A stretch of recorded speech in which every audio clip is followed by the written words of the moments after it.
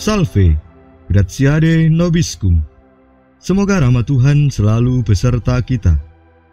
Selamat datang di channel Fides Nostra Catholica, channel yang membahas tentang hal-hal yang berkaitan dengan iman Katolik. Akan tetapi, channel ini bukanlah channel resmi Gereja Katolik yang dikelola oleh hierarki Katolik, melainkan dikelola oleh awam Katolik. Pemirsa, jika kita melihat fenomena keagamaan yang terjadi akhir-akhir ini, terdapat banyak perdebatan seputar agama. Perdebatan tersebut seringkali berakhir panas, bahkan tidak sedikit pula muncul ujaran-ujaran kebencian, dan pada akhirnya membuat beberapa orang terjerat masalah hukum karena melakukan penistaan agama, seperti yang terjadi pada Muhammad Kece dan Yahya Waloni. Lalu sebenarnya apa yang menjadi akar masalah dari perdebatan itu? Dan bagaimana sikap kita dalam menghadapi perdebatan yang terjadi? Untuk itu, admin berharap pemirsa dapat mengikuti pembahasan admin ini hingga selesai agar tidak gagal paham. Tetapi sebelum itu, admin memohon dukungan dari para pemirsa untuk keberlangsungan channel ini dengan menekan tombol subscribe bagi Anda yang belum. Jika tombol subscribe Anda masih berwarna merah, itu tandanya Anda belum menekan tombol subscribe. Namun jika sudah berwarna abu-abu, tidak perlu lagi. Pemirsa, jika kita mencermati bersama munculnya perdebatan agama di media-media sosial, seringkali melibatkan umat Kristen dan Islam. Lalu mengapa umat Kristen dan Islam ini sering bertikai satu sama lain dalam bentuk tindakan dan ujaran kebencian? Tentunya ada beberapa faktor yang melatar belakangi hal tersebut.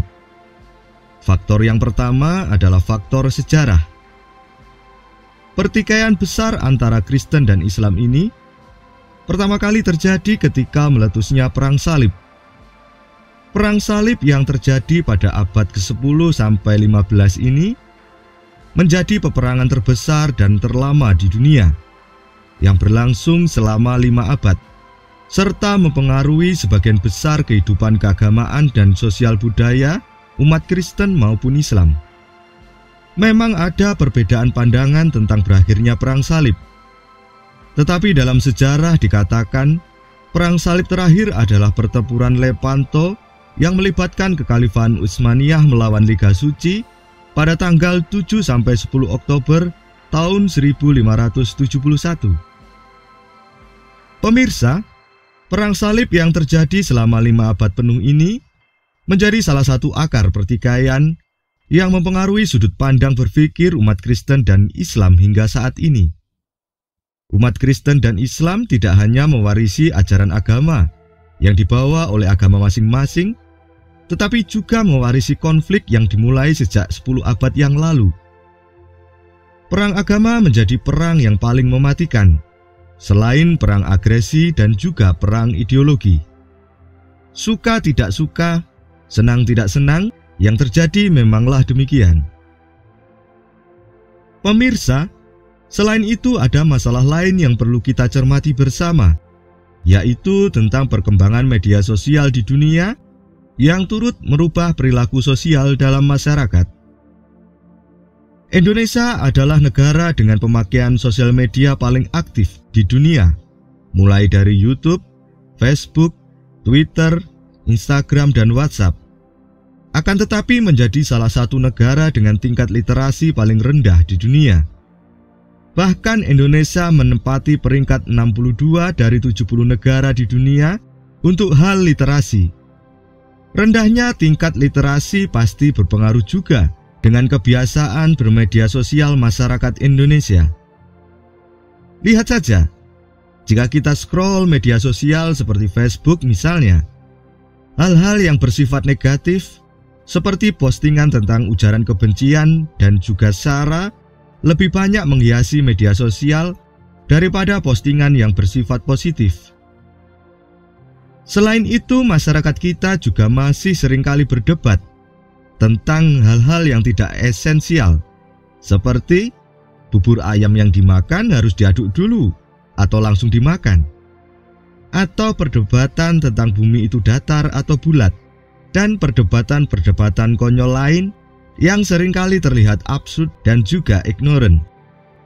Perilaku bermedia sosial yang absurd dan ignoran ini dimanfaatkan oleh media atau oknum-oknum untuk mencari keuntungan.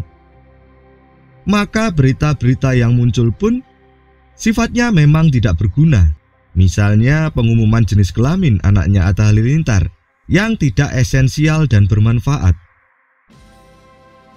Kembali pada masalah perdebatan agama, admin setuju dengan pernyataan dari Denny Siregar bahwa perilaku bermedia sosial orang Indonesia yang kurang literasi ini dimanfaatkan oleh oknum-oknum untuk mendulang keuntungan. Mengapa demikian? Orang Indonesia itu suka dengan kontroversi. Maka pernyataan-pernyataan yang kontroversial ini akan segera melejit dan booming di media sosial dan membuat oknum-oknum tersebut segera terkenal. Isi ceramahnya banyak mengarang cerita yang kadang ngawurnya amit-amit. Misalnya Stephen Indra yang mengarang cerita bahwa dia adalah anak dari seorang uskup, ditabiskan menjadi imam pada usia 18 tahun, dan ketika sekolah di Vatikan, dia tidur di basement Basilika Santo Petrus. Orang yang tahu literasi akan tahu kalau Ustadz abal-abal ini sedang ngawur dan mengarang cerita. Sebab uskup tidak menikah, bagaimana mungkin bisa mempunyai anak? Sedangkan pendidikan di seminari itu ditempuh selama 8 tahun penuh. Maka logikanya, imam itu ditabiskan pada usia 25 tahun sampai 28 tahun. Jika Stephen Indra ditabiskan pada umur 18 tahun, berarti ia masuk kuliah filsafat dan teologi pada umur 10 tahun dong? Kan tidak masuk akal. Lalu katanya lagi, ketika dia tinggal di Vatikan, dia tidur di basement Basilika Santo Petrus. Padahal basement Basilika Santo Petrus itu isinya adalah jenazah para santo. Ngapain dia tidur di situ? Tidak berbeda dengan Ustadz abal-abal. Tentu ada juga penginjil abal-abal yang suka menjelek-jelekkan agama lamanya. Ustadz dan penginjil abal-abal ini meramaikan jagat maya dengan khotbahnya yang hanya menimbulkan pertikaian. Sebab di Indonesia ada pasarnya, yaitu orang-orang yang mau dibodohi akibat dari kurangnya literasi. Kedua masalah di atas ditambah lagi dengan lemahnya hukum terhadap tindakan penistaan agama yang membuat maraknya penistaan agama yang terjadi akhir-akhir ini. Pemirsa, perbedaan yang terjadi di masyarakat merupakan keniscayaan. Admin tidak mau menyatakan bahwa perbedaan itu sebagai kehendak Tuhan, karena pasti akan memunculkan perdebatan-perdebatan yang menyertainya. Akan tetapi, perbedaan merupakan sebuah keniscayaan yang tidak bisa kita hindari. Perbedaan yang bersifat doktrinal tidak mungkin akan bisa disatukan. Seharusnya setiap orang dari agama apapun menyadari akan hal itu.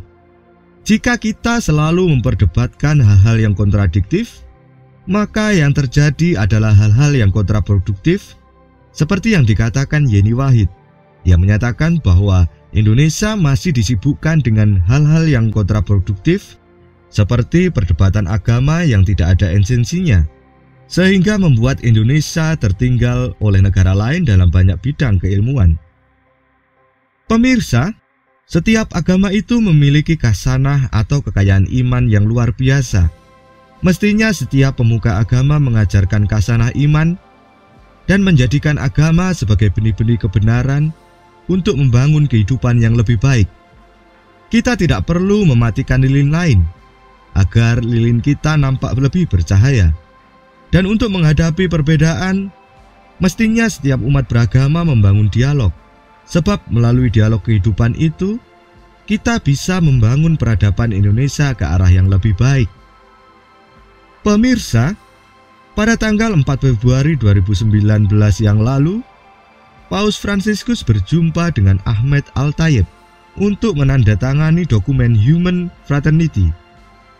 Tak lama setelah itu, Gus Yakut yang menjadi Menteri Agama saat ini berjumpa dengan Paus Fransiskus pada saat audiensi umum yang terjadi pada tanggal 25 September tahun 2019, yaitu untuk mendukung deklarasi perdamaian dunia.